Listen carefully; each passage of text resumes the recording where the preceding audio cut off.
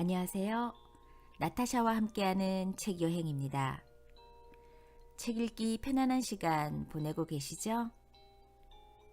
이번에는 첫눈보다 내가 먼저 왔으면 좋겠다. 사랑스런 양이 장미와 스밀의 이야기입니다. 이 책은 선생희 선생님이 쓰시고 책이 있는 마을에서 출판하였습니다. 선생희 선생님은 프리랜서 소설가이시고요. 작품으로는 해동 육룡이 나라샤, 한연화, 사해찬미, 나도 이제 그 이름을 알겠어, 배반의 나라, 피규어, 냉동실의 까마귀 등이 있습니다. 이 책은 손에 쏙 들어오는 크기이고 또 페이지마다 고양이 장미와 스미레의 사파가 실려 있어 읽기에 너무나 기분 좋은 책입니다. 사파는 이재현님의 작품입니다. 이재현님은 한국자동차신문사에서 디자인팀 만화가로 활동했으며 지금은 다양한 만화와 일러스트 작업을 하고 있다고 합니다. 요즘 고양이나 강아지에 대한 애정을 가지신 분들이 굉장히 많은데요. 그러한 애정은 대부분 인간들의 입장에서 동물들을 사랑하는 것이죠.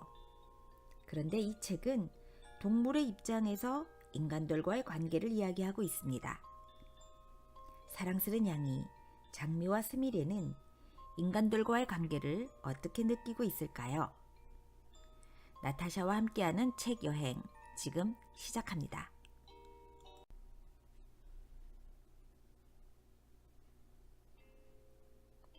1.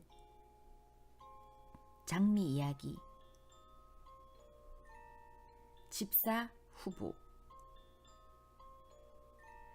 덜컹덜컹 차가 심하게 흔들려서 머리가 좀 아팠다. 게다가 퀴퀴한 냄새가 풍겨서 이 차를 오래 타는 건 아무래도 수명을 단축하는 것만 같아 기분이 아주 나빴다. 기분 정말 별로네. 난 슬슬 신경질 나려고 한다. 나도 스미레도 좁은 카트에 들어가서 다시 고물자동차에 실린 게 영 못마땅했다. 꽤 괜찮은 환경이야. 너희가 살던 복잡한 동네가 아니야. 한적한 주택가야. 마당도 있고 나무도 있고. 영식은 혼자 신나서 휘바람을 불어댔다. 운전이나 제대로 좀 하지. 자꾸 뒤돌아보지 마. 불안하다. 운전할 때 자꾸 뒤를 돌아보는 건 나쁜 버릇이라고 매번 나무라도 영식이는 우리 말을 도통 알아듣지 못한다. 게다가 사람들은 우린 양이님들이 영역동물이어서 살던 곳을 옮기거나 영역이 좁아지는 걸 아주 많이 싫어한다는 사실을 자주 잊는다. 스미레는 짜증이 머리 끝까지 올라서 누구든 앞에 얼굴을 내밀고 있으면 확 한번 활키워주고 싶은 지경인 표정이다. 나는 그래도 참을성이 많은 편이라 어서 마음씨 착한 집사 영식이가 이 힘든 여정을 끝내주기만을 바랐다. 그런데 철딱선이 없는 영식이는 운전하면서 핸드폰까지 사용하고 있다. 정말 위험한 행동이라는 걸 모르는 걸까? 많이 불안하다. 영채야. 지금 너한테 가는 중이야. 응? 넌 아직 학원 안 끝났다고? 나 비행기 시간이 없어서 그냥 놓고 가야겠네. 나는 스미리를 돌아보았다. 비행기 탄대. 저번처럼 또 한 보름 안 오는 걸까? 보름은 정말 긴 시간이다. 그동안 영식이가 보고 싶어서도 힘들었지만 무엇보다도 스미레가 밥그릇 위에 무거운 다리미대를 쓰러뜨리는 바람에 마지막 나흘은 쫄쫄 굶어야만 했다. 만일을 생각해서 물그릇과 밥그릇을 항상 2개 이상 만들어 놓고 떠나야 하는데 영식이가 아직 그 정도로 집사 노릇에 익숙하지는 않다. 그나저나 이번 출장은 아주 긴 출장인 것 같다. 이렇게 다른 집사를 고용하려고 자리까지 옮기는 걸 보면 오래 헤어져야 하나 보다. 영식이랑 오래 헤어져 있는 건 싫은데. 영식은 우리를 어느 주택가의 방 안에 내려놓고 가버렸다. 물론 사료를 내려놓고 밥그릇과 물그릇을 놓는 것은 잊지 않았다. 나는 뭐 이래도 한 세상 저래도 한 세상이라 생각해서 느긋하게 있는데 겁이 많은 스미레는 좌불안석이다. 돌아보니 집은 지은 지 오래된 것 같다. 천장도 조금 휘어져 내려앉은 듯하고 방문도 미닫이 문으로 이런 집이 아직도 서울에 있다는 게 신기했다. 어디선가 쥐똥 냄새가 나는 것도 같아서 내 신경을 건드렸다. 감히 우리가 머무는 곳에 쥐새끼가 있다는 건 용납할 수 없는 일이다. 어서 주변 순찰을 좀 돌아야 하는데. 거칠게 미닫이가 열렸다. 나도 스미레도 놀라서 쳐다보는데 약간 통통한 체격의 한 언니가 눈을 동그랗게 뜨고 우리를 바라보면서 핸드폰에 대고 소리쳤다. 아, 이게 뭐야? 나도 스미레도 깜짝 놀랐다. 이미 얘기가 다 되어 있는 것 아니었나? 집사 후보가 저런 표정으로 보면 불안해진다. 미닫이 문이 거칠게 도로 닫혔다. 스미레가 쳐다보며 솔직하게 한마디 했다. 쟤는 다이어트 좀 해야겠다. 처음 보자마자 그런 말 하는 거 아니야. 나는 스미레를 나무랐다. 사실 말해주고 싶었다. 너도 만만치 않다고. 인사성도 별로였어. 차차 배우겠지. 우리는 핸드폰으로 떠드는 집사 후보의 목소리를 들었다. 집사 후보는 우리가 듣는다는 걸 알 텐데도 무례하기 짝이 없게 떠들어댔다.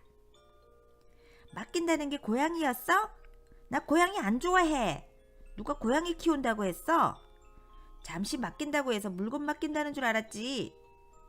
오빠 일본 가서 언제 올지도 모르는데 나더러 공부하면서 일하면서 엄마 아빠한테 재수생이라고 구박받으면서 어떻게 고양이까지 키우면서 살아? 스미레가 황당하다는 듯 웃었다. 좀 시끄러운 성격이군. 네가 만나는 똥고양이들보다 더 떠드는걸?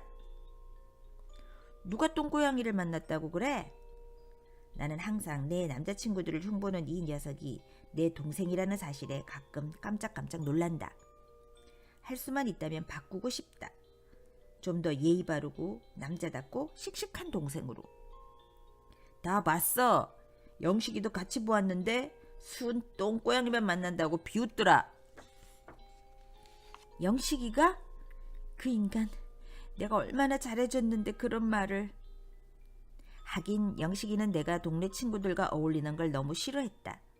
그래서 가끔 고양이 카페로 데리고 가는데 거기 있는 남성미라고는 1도 없는 애들과 친하기를 바랐다. 나도 취향이라는 게 있는데.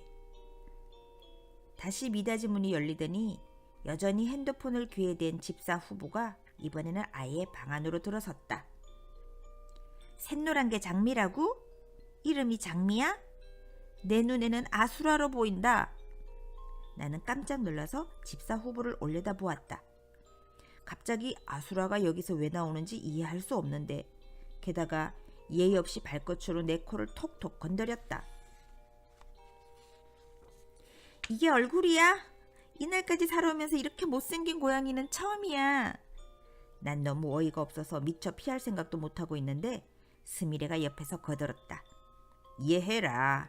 나하고 나란히 있어서 더 그렇게 느껴지는 걸 거야. 너도 똥고양이들 옆에 서면 많이 뒤처지는 건 아니야.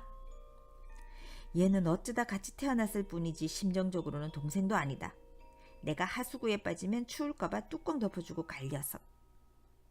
집사 후보가 이번에는 스미레를 발끝으로 가리켰다. 스미레는 놀라서 후다닥 내 뒤로 숨어들었다. 하여간 비겁한 녀석이다. 이 시커먼 얘는 너구리같이 생겼어. 너구리? 스미레가 얼결에 거울을 찾았지만 방 안에 거울이 없다. 여자가 사는 집에 거울이 없다니 회개하기도 하다. 스미레? 스미레가 뭐야? 일본 말이라고? 좋은 국산말 냅두고 웬 일본어? 뜻은 뭔데? 응? 제비꽃? 집사오브는 갑자기 웃기 시작했다. 너구리 같아. 안 키울래. 우리는 할 말을 잃었다. 같이 사는 거지 누가 누굴 키운다는 건지. 우리를 그저 간식 주면 좋아서 꼴이나 치고 헉헉대는 바보로 착각하는 것 같다. 보호소에 가져다 줘버릴 거야. 나는 순간 내 귀를 의심했다. 그래서 스미리를 돌아보는데 스미리는 나보다 더 충격받았는지 아예 뒤로 벌러덩 넘어져서 움직이지 않았다. 집사 후보, 아니 그냥 나쁜 애라고 하자. 나쁜 애는 핸드폰을 목과 어깨 사이에 끼운 채 수첩을 뒤적이기 시작했다. 동물보호소 전화번호 적어둔 거 있었어. 벌러덩 누워있던 스미레가 이상한 소리를 냈다. 나 역시 충격이 커서 잠시 아무 생각도 할 수가 없었다. 그런데 나쁜 애는 갑자기 인상이 확 밝아지면서 목소리 톤까지 이제까지와 다르게 한 옥타브도 더 높게 올라갔다. 뭐라고? 양육비 준다고? 나는 순간 나쁜 애의 눈이 교활하게 빛나는 걸 보았다. 스미레를 돌아보니 스미레는 아직 그런 말도 귀에 들어오지 않는 모양이다. 그렇다면 한번 생각해 볼게. 나쁜 애에게 한마디 해주었다. 인생 그렇게 살지 마. 그러나 더런 채도 하지 않는다. 알았어, 알았다고. 일단 키워볼게. 사료값부터 보내줘. 나는 나쁜 애의 태도에 어이가 없어서 사료를 발로 툭툭 치며 사료가 충분하다는 걸 알려주었다. 여기 많아. 나쁜 애는 아무래도 소통에 문제가 있는 것 같다. 지금 배고픈가 보다. 사료에 가서 얼씬대네? 한숨이 나왔다. 무시무시하게 무시당하는 느낌이다. 게다가 이 나쁜 애는 나를 예의 없이 발로 밀어버리고 사료 봉투를 들여다보았다. 이렇게 이상하게 생긴 게 무슨 종류라고? 응? 페르시안하고 샴 사이에서 태어나? 페르시안이 나라인 건 알겠는데 샴은 뭐야? 스메레가 킥 웃었다. 태국이 샴인 것도 모르네 바보. 난 웃지 않았다. 무식한 거지 바보는 아니야. 함부로 말하고 그러는 거 아니야. 그런데 함부로 말하는 거라면 이 나쁜 애는 스미레 못지 않았다. 알았어. 잘 간수했다가 돌려줄게. 졸지에 보관물이 되어버린 나와 스미레는 어안이 벙벙해서 바라보는데 나쁜 애는 핸드폰을 탁 건터니 갑자기 무서운 눈이 되면서 우리를 쏘아보았다. 너희들. 나도 스미레도 나쁜 애의 깡패 같은 눈초리에 얼어붙어서 시선을 떨굴 수밖에 없었다. 폭력배 같아. 양아치 자세. 내가 양아치 자세라고 하는 건 바로 짭다리를 짚고 허리에 손을 얹은 자세를 말한다. 소란 피우면 죽는다. 우리는 기세에 눌려서 찍소리도 못하고 땅바닥, 아니 방바닥만 뚫어져라 보고 있을 수밖에 없었다. 난 장량채라고 한다. 곧 알게 될 테지만 나한테 찍히지 마라. 엄청 후회하게 될 거다.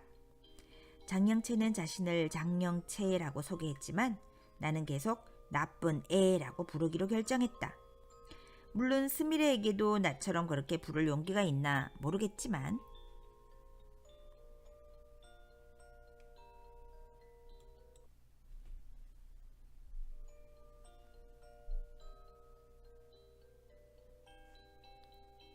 첫 만남. 누구에게나 처음이라는 게 있다. 영식에게도 처음이 있었다. 지금 이 나쁜 애보다는 훨씬 나았지만 그건 집사로서 마음가짐이나 자세가 그렇다는 것뿐이다. 영식은 우리가 이제 막 엄마 젖을 뗐을 때 엄마와 우리들이 모여서 살던 동물병원으로 찾아왔다. 몹시 추운 날이었는데 영식은 두터운 코트를 입고 한 손에는 우리를 데려갈 캐리어를 들고 서 있었다. 이렇게 한 쌍으로 할래요? 잘 골랐어요. 둘 다 아주 머리 좋고 얌전해요. 사실 그때는 나도 내 동생도 뭐가 어떻게 돌아가는지 잘 몰랐다. 그저 새로 나타난 좀 잘생기기는 한 남자가 우리를 포근한 눈길로 바라봐줘서 기분이 좋았을 뿐이다. 그런데 다음 순간 영식은 다짜고짜 우리를 들어올리더니 비좁은 캐리어 안에 가둬버렸다. 우리는 놀라고 당황스러웠지만 무언가 행동을 취하려고 해도 이미 갇혀버린 뒤였다. 심하게 좁잖아. 너무해. 가끔 쑥놈은 아무데나 스프레이를 하는 경우가 있지만 대부분은 여기 모래의 대소변을 보니까 강아지들 경우처럼 고생할 필요는 없어요. 고양이는 아주 깔끔한 동물이에요. 고양이 사료는 다른 사료와 달라서 꼭 고양이 사료를 주어야 해요. 고양이들은 타우린을 필요로 하니까 강아지 사료나 그런 걸 주면 타우린이 부족해져서 눈이 머는 경우도 있습니다. 여기 모래통에 모래를 담았다가 소변으로 뭉쳐진 모래와 대변만 골라내주면 돼요. 밥그릇은 밑에 고무가 박혀서 잘 움직이지 않는 걸 쓰는 게 좋아요. 물통은 아무거나 써도 괜찮죠. 빗은 꼭 필요하지만 샴푸는 우리들 사용하는 걸 그냥 사용해도 괜찮아요. 그래도 고양이 샴푸로 할래요. 아직 아기니까 그래도 좋고요. 캐리어가 갑자기 탁 열렸다. 우리는 깜짝 놀라서 영식이의 통통하고 큰 손을 바라보면서 솔직히 쫄았다. 얼른 나와. 나는 스미레를 돌아보았다. 나오래. 여기가 어딘데? 나도 모르지. 같이 잡혀놓고 왜 나한테 물어? 대략 난감이다. 영식은 손 대신 크고 서글서글한 눈을 들이밀었다. 나오라니까. 싫어. 넌 누군데 이러는 거야? 내가 반항하자 영식이는 손을 쓱 넣어서 내 앞발을 잡더니 끌어당겼다. 나는 솔직히 더 쫄았다. 활키워버려. 스미레가 옆에서 비급하게 말했다. 배짠 좋은 척 하지 마. 난 못해. 난 영식이의 손에 이끌려 밖으로 나왔고 스미레는 나오지 않으려고 안에 착 달라붙어서 버텼다. 난 최소한 반항은 할 수 있어. 너하고는 달라. 말은 그렇게 했지만 꼬리를 잡혀서 질질 끌려 나오는 모습은 더 웃겼다. 주제의 큰 소리는. 스미레를 보다가 침대가 눈에 들어왔다. 침대 아래가 생각보다 높다. 냅다 그 아래를 향해 달아났다. 혼자 가냐 비겁하게. 스미레도 내 뒤를 따라 달렸다. 우리는 침대 아래 깊숙이 들어가서 웅크리고 앉았다. 여차하면 정말 활키워버릴 수도 있다. 아이 참, 왜 지저분하게 거기 들어가. 먼지가 많은데. 영식은 생각보다 팔이 길었다. 상체를 안으로 넣더니 쑥 팔을 뻗어 스미레를 잡으려고 했다. 우리는 놀라서 더더욱 깊이 들어가 버렸다. 안 나올래? 들은 채도 안 하고 고개를 돌려버렸다. 두고 보자. 그게 얼마나 있나. 영식은 갑자기 침대 위로 올라가 버렸다. 침대가 출렁했다. 놀라서 납작 엎드려야 했다. 배고프면 나오겠지. 시간이 얼마나 흘렀을까. 정말 배가 고팠다. 스미레가 용기를 내서 먼저 살금살금 나갔다. 나가잖아. 목말라. 나도 배고프다. 화장실도 가고 싶어. 설마 죽이기야 하겠어? 이상한 짓 할까봐 그러지 아까처럼. 무슨 이상한 짓? 난 내 발을 누가 잡는 게 싫어. 영식이는 잠이 든 것 같았다. 우리는 용기를 내서 살금살금 밥과 물이 있는 곳으로 갔다. 침대 바로 옆에 두었기에 조금 위험하긴 했지만 대신 재빠르게 침대 아래로 달아날 수 있으니까 유리한 점도 있다. 소리내지 않고 다니는 건 나보다 스미레가 더 잘한다. 정말 소리 없이 잘도 다닌다. 우리는 영식이 전혀 눈치채지 못하게 물을 먹고 밥도 먹기 시작했다. 아무리 소리를 죽여도 바삭바삭한 밥에서는 소리가 나지 않을 수 없어서 불안하기도 했다. 그런데 갑자기 영식이 커다란 몸을 확 돌리면서 침대 아래로 떨어졌다. 우당탕! 영식은 밥그릇과 물그릇 위로 떨어져 내리고 우리는 너무 놀라서 침대 아래가 아니라 방문 쪽으로 튕겨나갔다. 튕겨나가고 보니 난감하다. 침대 아래는 이미 영식의 커다란 몸이 막아버렸고 그 앞에는 밥그릇과 물그릇이 엎어져서 엉망이 되었다. 어떡해. 그냥 죽느니 싸우다 죽자. 우리는 등을 잔뜩 부풀리면서 영식을 노려보았다. 사실 그래봐야 영식이 덩치에 비하면 형편없이 작았지만 그래도 털이 일제히 일어서면 좀 사납게 보일 수도 있다. 영식은 눈을 비비면서 일어나 앉더니 엉망이 된 주변을 둘러보면서 말했다. 너희들 무슨 짓을 한 거야?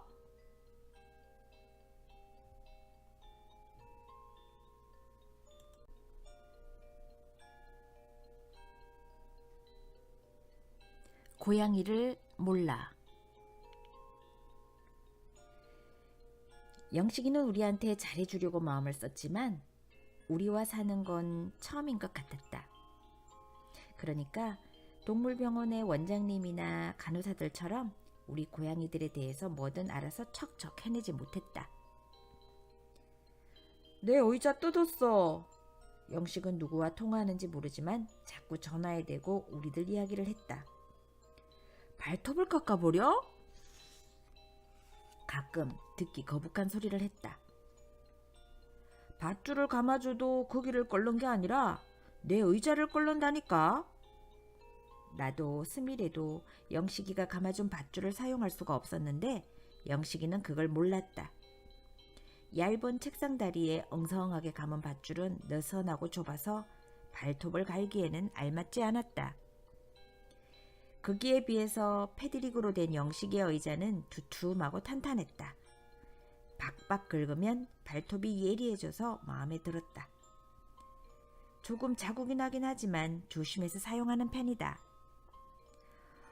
다른 걸 사라고? 사진 보내줘봐. 그래도 성의가 없는 집사는 아니다. 열심히 핸드폰을 들여다보더니 다시 전화를 하면서 만족해한다. 아, 이런 게 있네. 이거 골판지로 만든 것 같은데 널찍하고 좋네. 결국 영식이는 우리가 의자를 뜯지 않아도 되도록 아주 건사한 물건을 가져왔다. 아, 영식이가 직접 가져온 건 아니고 어느 날 커다란 박스가 배달되어 왔다. 이 녀석 정말 대단하다. 편안하게 올라탈 수도 있고 내키면 발톱을 박박 갈 수도 있다. 너무 갈아대서 너덜너덜해지면 곧바로 안에 골판지만 갈아치울 수도 있다. 제법이야. 천재도 노력파한테는 당해낼 수가 없어. 나도 스미레도 영식의 노력을 인정하지 않을 수가 없었다. 어느덧 같이 살아준 지도 두어 달이 되어가자 이제는 목욕을 자주 하자고 달려들지도 않았고 강아지로 착각하고 끌어안고 자려는 시도도 하지 않아서 만족스러웠다. 게다가 애교도 많았다. 우리가 빵을 구우면 자기도 앞에서 빵 굽는 신용을 하고 우리가 밥을 먹으면 자기도 얼른 가서 라면을 끓여 먹는 등 적응하려고 노력이 보였다. 우리 눈에는 영식이가 아기처럼 보였다. 덩치는 크지만 순하고 착한 아기. 음식을 가리는 것도 우리와 비슷하다. 파를 골라낸다. 콩도 싫어하고 양파는 아주 싫어한다. 이해할 수 없다. 만일 먹지 말아야 한다면 파가 섞인 라면 스프는 그냥 먹는 이유가 뭘까? 우리는 면역력이 약하다. 그래서 먹지 말아야 할 것들이 꽤 있는데 아무리 다른 음식에 섞여 있어도 금방 알아챈다. 조금이라도 섞여 있으면 큰일 나기 때문이다. 사람들이나 강아지는 욕실에서 사용하는 세제를 웬만큼 먹어서는 안 죽지만 우리는 한 스푼 정도면 곧바로 하늘나라에 가야 한다. 또 짠 걸 먹어도 안 되고 특히 초콜릿이나 커피, 하여간 카페인이 들어있는 걸 먹으면 심장이 쿵쾅쿵쾅 난리를 쳐서 죽는 수가 있다. 그런데 영식이는 그런 것 같지 않다. 파나 마늘이 들어간 라면 스프를 넣고 잘도 먹는다. 또 땅콩 버터를 빵에 발라서 먹기도 한다. 그런데 아무 이상 없다. 아무 이상도 없으면 먹어도 되는 거다. 그런데 왜 어느 때는 먹고 어느 때는 먹지 않는 걸까? 그게 뭐가 이상해? 눈에 보이면 먹기 싫은 거야. 먹어도 되는데 왜 안 먹냐니까? 맛 없으니까. 섞이면 맛이 달라져? 당연하지. 마구 섞이면 잘 모르잖아. 가끔은 내 동생도 똑똑할 때가 있다. 영식이도 보통 사람들처럼 냄새와 맛에 둔하다. 이게 무슨 맛이지? 혹은 이게 무슨 냄새지? 영식이는 자주 그렇게 알쏭달쏭한 표정을 짓고는 한다. 우리 코에는 너무나 확연해서 냄새가 느껴지는데 그래서 먹어보지 않아도 알만한데. 그러고 보니까 소리에도 약하다. 우리는 충분히 듣는 소리를 아예 듣지 못하는 때가 종종 있다. 아니, 어느 때는 아예 듣지 못하는 것도 같다. 그러고 보니 우리와 다른 점이 또 있다. 다른 점이다. 틀린 점이나 모자란 점이 아니다. 눈이 우리와 다르다. 색깔을 이야기하는데 사실 우리는 색깔이 뭔지 모른다. 좀 더 강렬하거나 좀 옅은 정도는 알겠지만 영식이처럼 빨간색, 노란색, 파란색 그렇게 구분하지 못한다. 대신 우리는 빠르게 움직이는 물체를 정확하게 잡아챌 수 있다. 손이나 발이 빨라서만이 아니라 움직이는 물체도 순식간에 멈춘 듯한 모습으로 볼 수 있기 때문이다. 우리와 영식이는 이렇게 다르지만 그래도 같이 살아가기 시작했다. 영식이도 우리를 조금씩 알아가고 우리도 영식이에 대해서 이해할 수 있었다.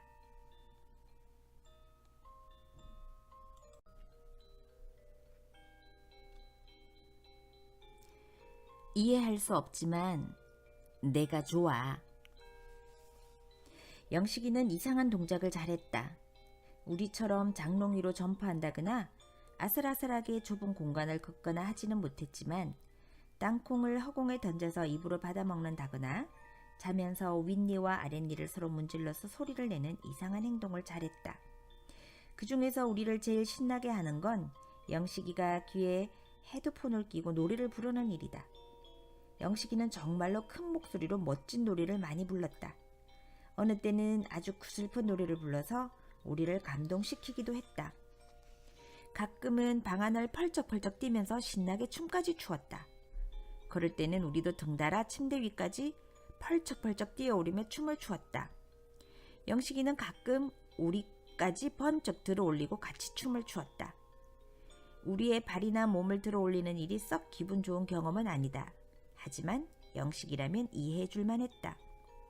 너무 신나는데 풀죽게 하고 싶지 않기 때문이다. 영식이 무시무시한 걸 가져왔어. 어느 날 호들갑을 떠는 동생의 말에 놀라서 영식을 바라보았다. 영식은 시커멓고 커다란 총을 가지고 왔다. 영식이 보는 텔레비전에서 가끔 나오는 무서운 물건이다. 쾅쾅! 영식이 가져온 물건은 커다란 소리를 냈다. 그러면 영식이 겨누는 앞쪽 화면에서는 사람들의 비명소리가 들렸다. 영식이 그 물건을 들고 설칠 때는 우리가 나서서 참견하거나 같이 즐길 수가 없었다. 영식은 오로지 화면 속만 바라보면서 정신없이 그 물건을 겨누고 땀을 뻘뻘 흘렸다. 뭐 하는 걸까? 회사 일이겠지. 그러니까 저렇게 열심히 하지. 절대 방해하지 마. 나는 동생에게 차분히 일러주었다. 먹고 사는 건 중요한 일이니까 방해해서는 안 된다. 영식이 열심히 회사에 다니는 덕분에 우리가 먹고 사는 건 확실하다. 월급 타면 3간씩 사줄게. 새로운 거야. 영식은 컴퓨터를 보면서 자주 그렇게 말했다. 그럴 때면 영식의 컴퓨터 화면에 새로운 캔이 보였다. 캔에는 우리보다 못생긴 고양이들이 그려져 있었다. 때때로 영식은 가방에 종이 뭉치를 잔뜩 가져와서 늘어놓고 컴퓨터로 일하면서 밤을 새우기도 했다. 그럴 때 영식은 여느 때와 다르게 진지하고 열성적이었다. 월급 받는 입장에서 가라면 가야지. 영식은 회사 일로 며칠씩 어디론가 가야 했다. 집을 떠나기 전에 항상 사료와 물을 잔뜩 부어주었다. 그리고 아쉬워하면서 나와 내 동생을 차례로 안아주었다. 보고 싶어서 어쩌지? 그렇게 말했지만 한 번 떠나면 밤을 3-4번이나 지나야 돌아왔다. 그리고 돌아오면 침대에 쓰러져서 오래오래 잠을 잤다. 회사라는 건 힘든가? 마치 다른 영역에 가서 먹을 걸 구해오는 것처럼. 아닐 거야. 사람들은 우리하고 달라서 월급이라는 걸 받잖아. 그걸 받으려면 힘들게 사냥을 하거나 열기 어려운 문을 열거나 그런 일을 계속 해야만 하는 거야. 동생에게 그렇게 말했지만 나 역시 영식이를 이해하기는 어려웠다. 영식이 말하는 월급을 어떻게 받는 건지, 영식이는 언어 영역에 가서 어떻게 생활하고 오는지 전혀 알 수 없었다. 이해하기 어려웠지만 나도 동생도 영식이를 좋아했다. 누군가를 좋아하기 위해서 꼭 이해해야만 하는 건 아니다.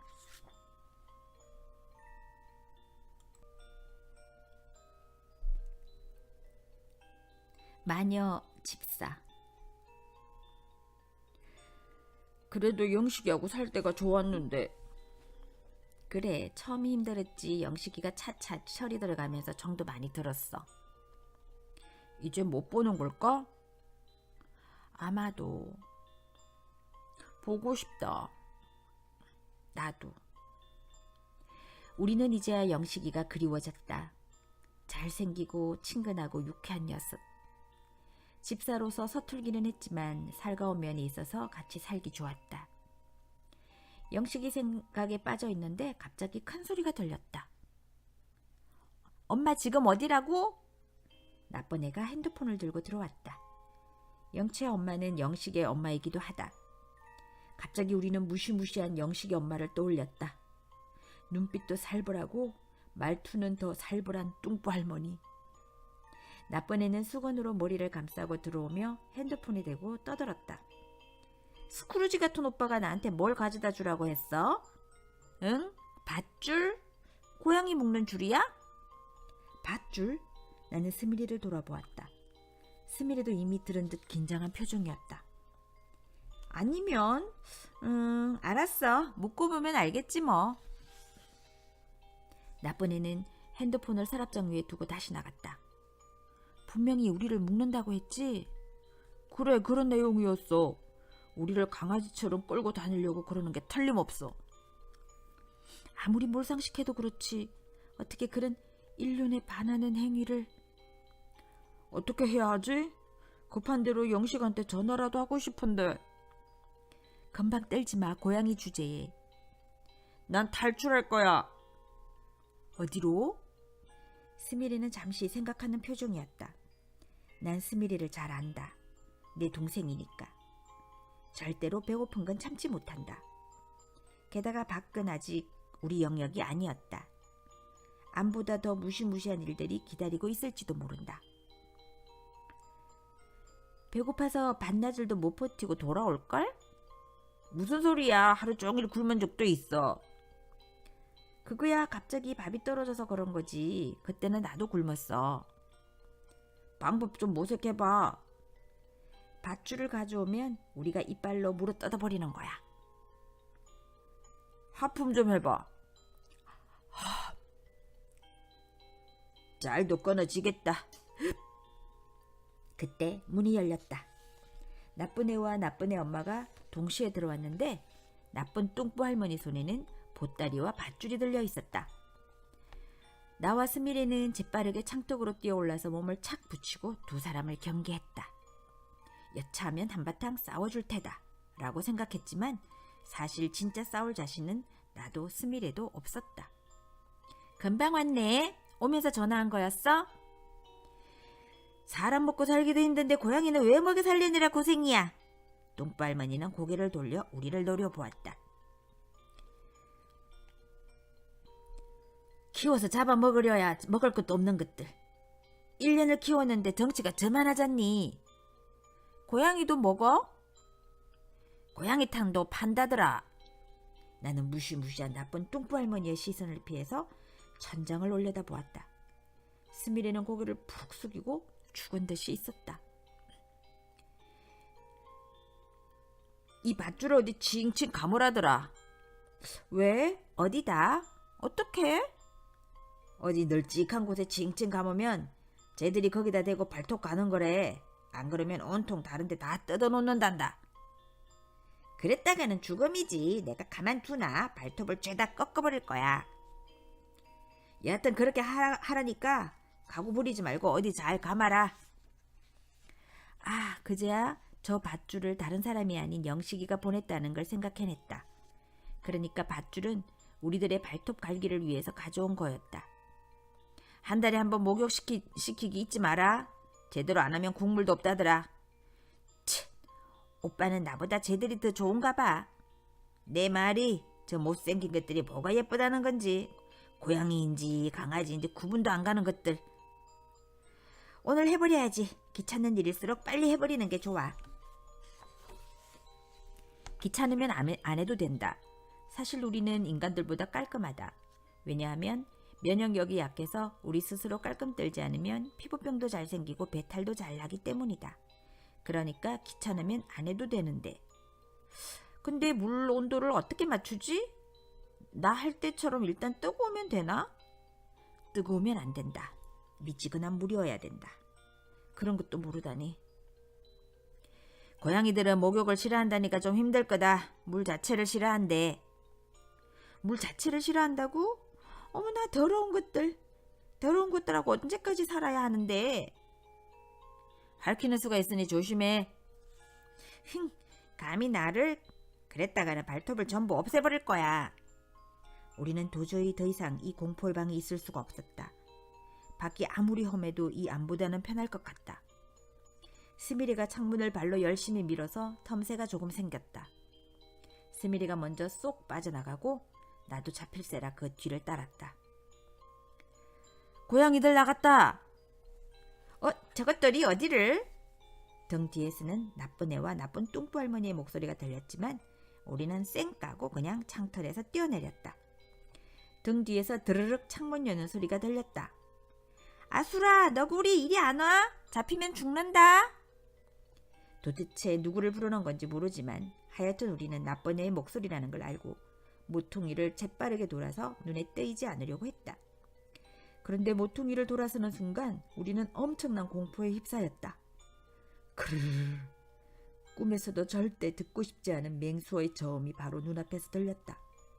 그리고 커다란 불도그 하나가 우리 앞에서 날카로운 이빨을 드러내며 다가왔다. 나도 스미레도 너무나 갑작스럽게 닥친 위험 앞에서 오금이 저려 움직일 수가 없었다.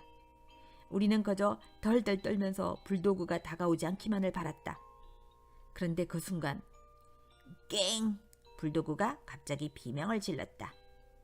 정신을 차리고 보니 나쁜 애가 불도그의 머리를 발로 딱 밟고 있었다.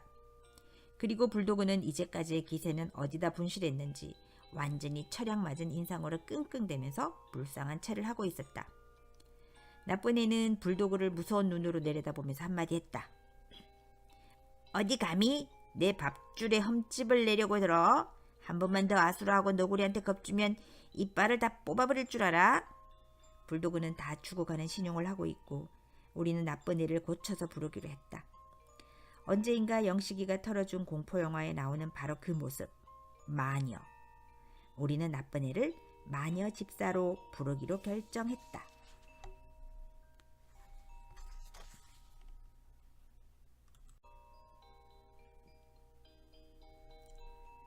재수생 그녀. 우리는 마녀 집사가 흔히들 말하는 재수생이라는 걸 알게 되었다. 그러니까 고등학교는 졸업했는데 대학교는 아직 들어가지 않은 상태라는 말이다. 마녀 집사는 아침 일찍 일어나 가방을 메고 학교가 아니라 학원으로 향했다. 그리고 낮에 와서 점심을 먹고 늘어지게 잠을 잤다. 잠들어 있는 모습을 가만히 보고 있자면 마녀 집사는 확실히 영식이보다 품행이 올바르지 못하다. 영식이는 한번 누우면 그 자세대로 곱게 잠드는데 이 마녀 집사는 침대 곳곳을 머리로 들어박기도 하고 발을 들어서 벽에 지지대처럼 만들기도 하면서 몸부림을 친다.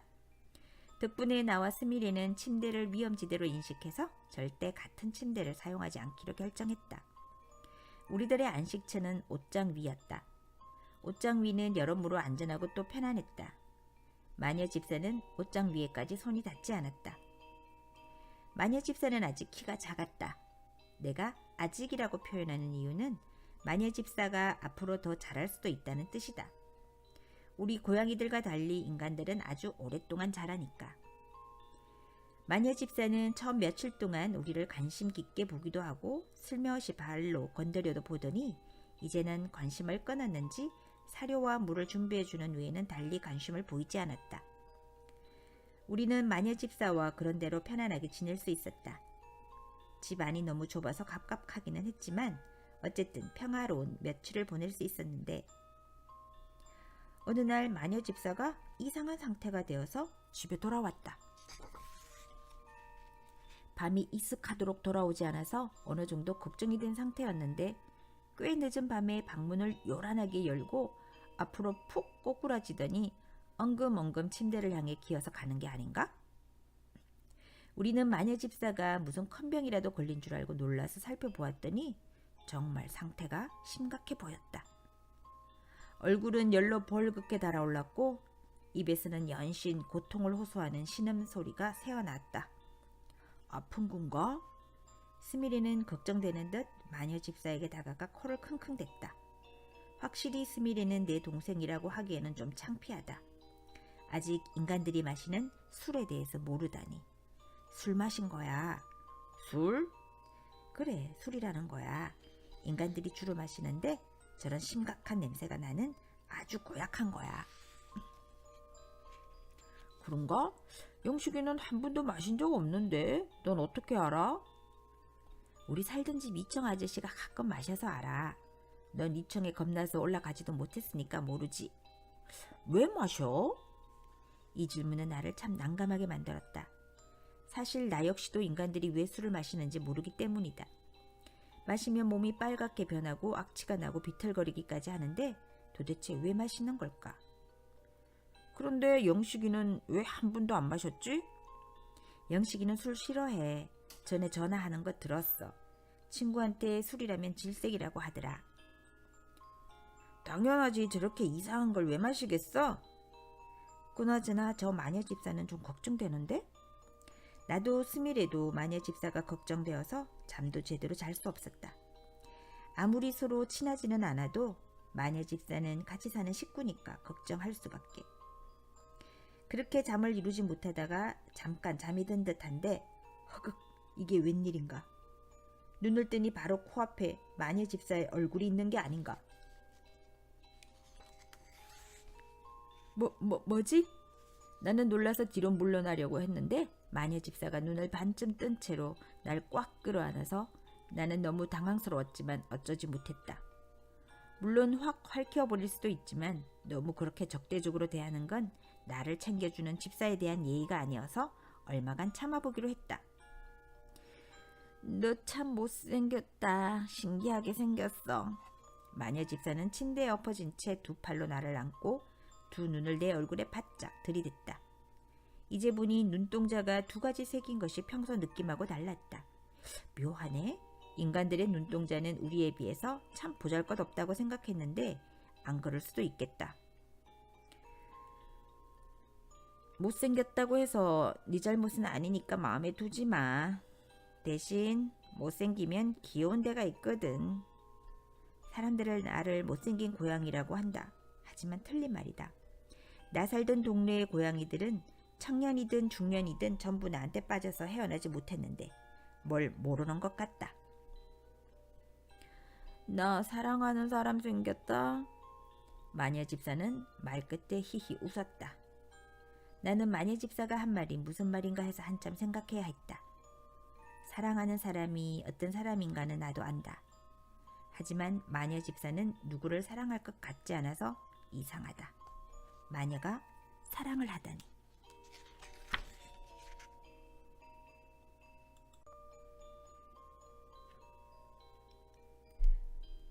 황야의 장구.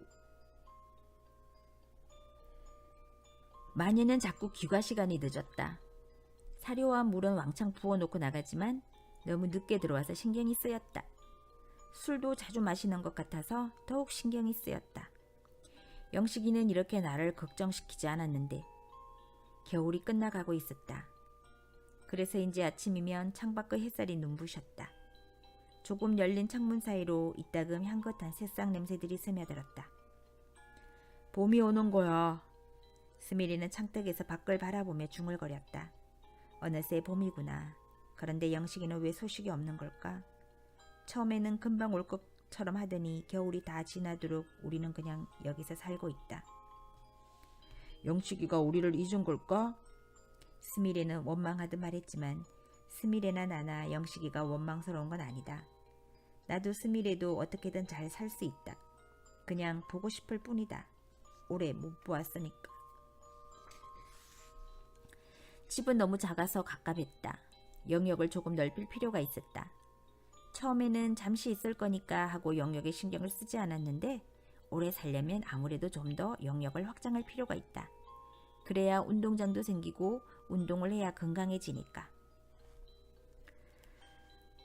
나가보자. 불도그는? 스미레는 원래 급이 많았다. 불도그는 우리한테 코빼기도 안 보일걸? 왜 항상 앞마당 지키고 있었잖아. 걔가 너처럼 겁이 많아. 내 예상대로 불도그는 우리가 창문 밖으로 고개를 내밀자 후다닥 집 안으로 들어가더니 코끝도 내밀지 않았다. 마녀가 달리 마녀일까? 마녀 집사 협박을 가볍게 넘길 존재는 이 동네에 없을 것 같다. 정말 그러네? 스미레는 거제야 길을 펴고 우아한 몸짓으로 마당을 지나 담장 위로 사뿐히 올라갔다. 스미레가 소리 없이 스스슥 다니는 데에는 다 이유가 있다. 내 동생이지만 정말 유연하고 부드러운 몸을 가졌다. 겉보기에는 뚱보지만 움직임은 날쌘 돌이다. 스미레는 멋지게 담장을 걸어서 커다란 감나무로 도약했다.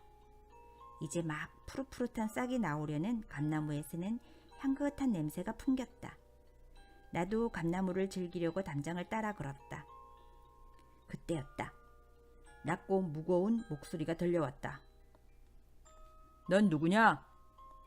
그 목소리는 그야말로 저 깊은 땅속의 지옥에서 들려오는 듯한 음산함과 강렬함을 동반했다. 스미레는 기겁을 해서 몸을 돌려 감나무에서 담장으로 돌아오려고 했다. 그러나 목소리의 주인은 커다란 몸집을 훌쩍 움직이더니 어느새 스미레의 퇴로를 막아버렸다. 크흐흐, 어디서 나타난 애송이냐? 감히 어르신의 영역을 침범했으면 신고라도 하고 가야지. 안녕하세요. 나는... 누가 인사하랬니? 신고를 하라는 말이다.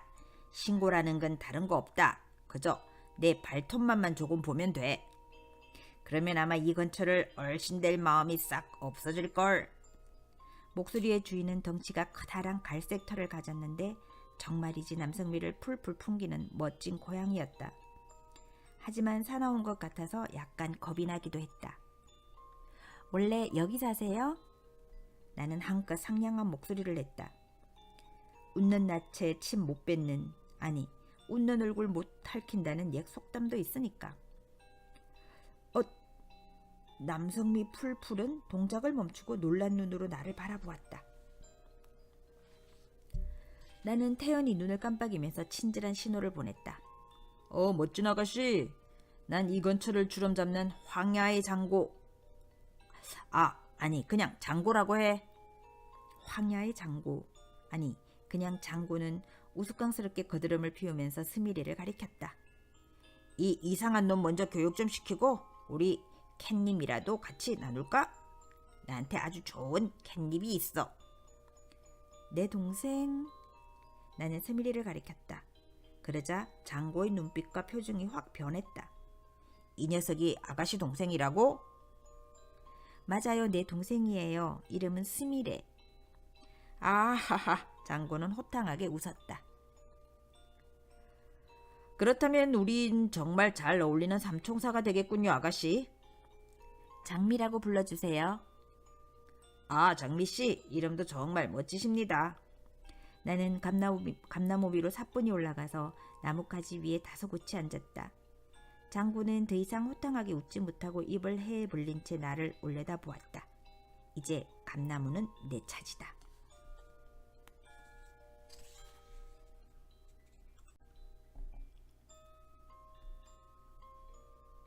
내가 위로해 줄게.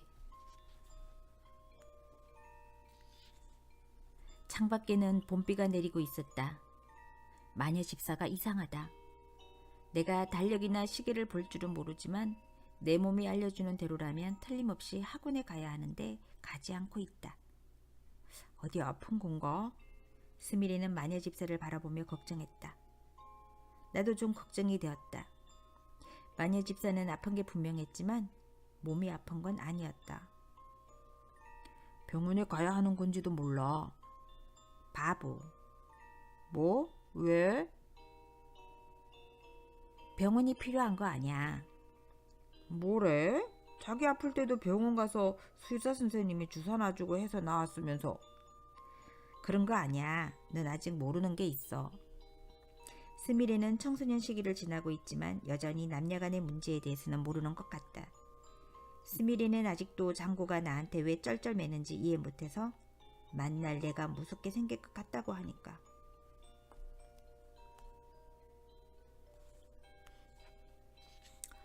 안 아픈데 왜 저렇게 잠만 자? 자는 거 아니야. 스미리는 도저히 이해할 수 없다는 얼굴로 나를 돌아보았다. 그러나 나는 마녀 집사가 정말로 자는 게 아니라는 걸 어젯밤부터 알고 있었다. 마녀 집사는 밤새 한숨도 자지 못했다. 그저 벽을 바라보며 누워 있었을 뿐이다. 가끔 그녀의 가느다란 어깨가 떨리는 걸 볼 수 있었다. 그러니까 가끔 울고 있는 거였다. 가끔 어딘가에 전화를 걸었다. 인간들이 전화를 거는 건 내 귀에 크게 들린다. 전화를 받지 않아서 신호음만 계속 들리는 소리. 밤새워 그렇게 반복해놓고도 여전히 그녀는 침대에 누워서 일어날 줄을 몰랐다. 빗소리는 점점 더 커져가고 나는 마침내 침대 위로 올라갔다. 나는 인간들처럼 사랑이나 슬픔에 대해서는 잘 모르지만 그녀의 가슴이 아픈 건 알 수 있었다. 나도 많이 아파봤어. 엄마랑 헤어질 때도 아팠고 길에 사는 내 친구들이 나쁜 사람들에게 얻어맞을 때도 아팠고 영식이가 우리를 두고 가버린 뒤 아직 오지 않아서 가슴이 아파. 나는 마녀 집사의 발치로 가서 조용히 그녀와 벽 사이로 들어갔다. 그리고 그녀의 품으로 다가가서 그녀의 얼굴을 바라보았다. 아프구나. 눈이 마주치자 그녀는 고개를 끄덕였다. 그리고 나를 두 팔로 꼭 끌어안고 입을 맞추었다. 그녀에게서 눈물 냄새가 났다. 일어나, 이제 힘을 내야지. 평소처럼 밥도 먹고 노래도 부르고 소리도 지르고 발도 쾅쾅 구르고 그래야지. 나는 마녀 집사가 예전처럼 사납고 힘차기를 바랐다. 마녀 집사는 내 말을 이해했는지 배시시 웃었다. 그리고 나를 안은 채 벌떡 일어났다. 알고 있니? 오빠 올 거야. 오빠? 영식이 오빠가 너희들 데리러 온대. 나는 잠시 어안이 벙벙해져서 그녀를 바라보는데 어디서 나타났는지 스미레가 소리 없이 나타나서 양팔을 번쩍 들고 만세를 불렀다. 그만해 바보야. 왜? 영식이 온다면서. 지금 만세 부를 때냐? 그럼 언제 불러? 영식이 오면? 난 철없는 동생을 더 이상 이해시키기는 불가능하다는 걸 느끼고 그냥 조용히 한쪽 구석으로 갔다. 마녀 집사는 가방에서 붕어가 매달린 기다란 낚시를 꺼내들었다. 깜빡했다. 이거 너희들 주려고 가져왔는데. 감격. 마녀 집사가 이런 걸 가져올 생각을 다 하다니. 비록 같이 놀아줄 시간은 별로 없게 되었지만 그 마음이 너무 고마워서 그녀의 몸에 내 몸을 스치면서 고맙다는 표현을 했다. 일단 언제 도착하는지 알아보자. 서두르지 않아도 돼. 마녀 집사는 영식이와 통화를 했다. 응 오빠, 나 좀 안 좋았는데 얘들 덕에 극복했어. 생각해보니까 외로울 때는 역시 식구가 필요하다는 걸 알았어. 나도 스미레도 그녀의 전화 내용을 엿듣다가 눈물이 핑 돌았다. 식구라는 말은 참 좋은 말이다. 사람들 중에 어떤 사람들은 우리를 싫어하기도 하고 무시하기도 하지만 가끔씩 식구라고 말해주는 사람들이 있다. 그럴 때는 기분이 정말 좋아진다. 그런데 마녀 집사가 우리를 식구라고 하더니 응? 그럼 그냥 데리고 살라고? 스미레는 눈이 둥그레져서 마녀 집사를 바라보았다. 나도 이게 무슨 일인가 하면서 마녀 집사를 바라보았다. 아 오빠 이해했어. 출장이 계속될 것 같다고? 알았어 생각해볼게. 마녀 집사는 전화를 끊고 나를 돌아보았다. 나도 그녀를 바라보았다. 우리는 눈을 깜빡이면서 물거름이 서로를 바라보았다. 캣타워와 숲. 어때? 근사하지 않아? 캣타워를 들여놓고 마녀 집사는 신이 나서 우리한테 자랑했다. 우리도 등달아 신이 났다. 밖에 있는 커다란 감나무에 비하면 별것 아니지만 집안에 이런 게 있다는 건 정말 근사한 일이다. 방 크기에 비해서 좀 크기는 하지만 오빠가 그런 것까지 신경 쓸 만큼 섬세하지는 못해서 말이야. 마녀 집사는 영식이를 남자라 섬세하지 못하다고 했지만 그건 틀린 말이다. 여자보다 훨씬 더 섬세한 남자들도 많다. 스미레만 해도 누나인 나보다 훨씬 더 조심스럽고 마음이 약하다. 그렇다고 나놔두고 둘이서만 저 위에서 자면 안 돼. 그러면 내가 매일 밤 시끄럽게 굴어서 잠들지 못하게 할 거야.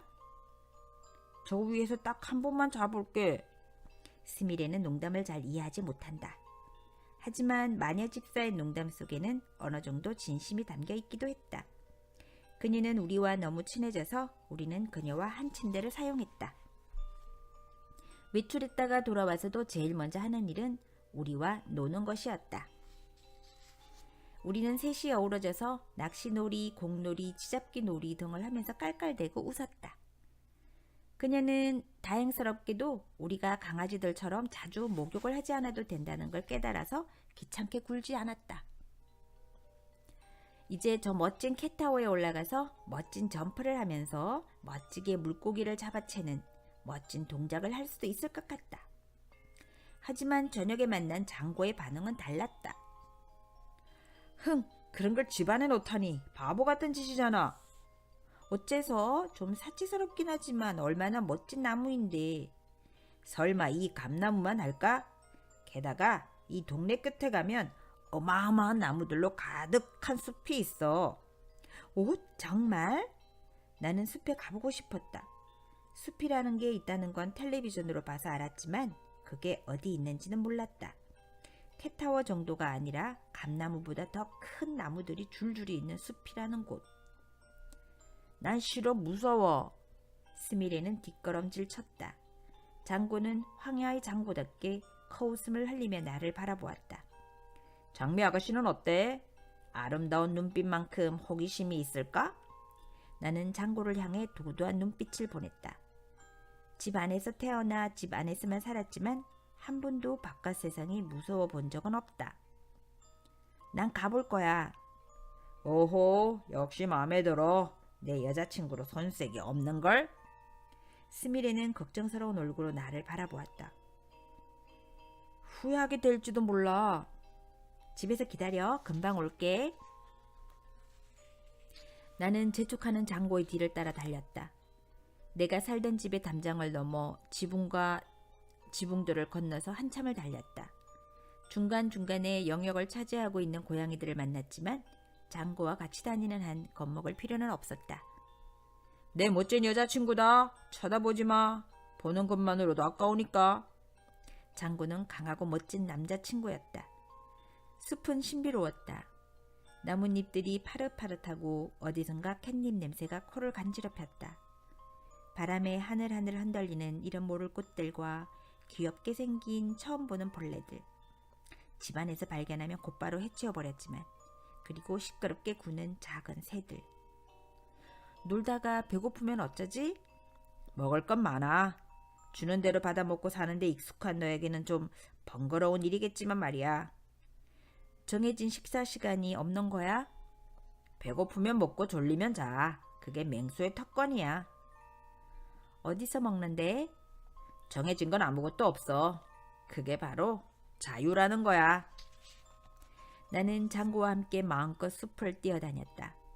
잔디 위를 뒹굴고 나비를 잡으러 쫓아다니고 커다란 나무 꼭대기에 올라가 앉아서 산 너머로 지는 해를 바라보았다. 그리고 별이 떴다.